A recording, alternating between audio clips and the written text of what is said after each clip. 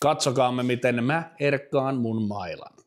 Pohjalle ensimmäinen kerros, kärki ilman saksia. Kas näin.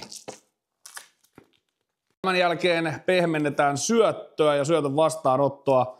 Laitamme toisen ja kolmannen kerroksen tähän tyyliin. Kuten meillä ammattipiirissä toimitaan kannasta kärkeä kohti.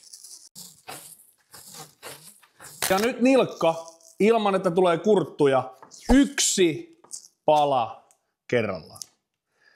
3 palaa.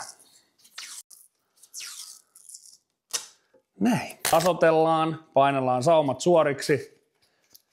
Katse on hyvä ja nilkkateippi. Saarisen Martin sanoja lainatakseni tunnistaa oman main.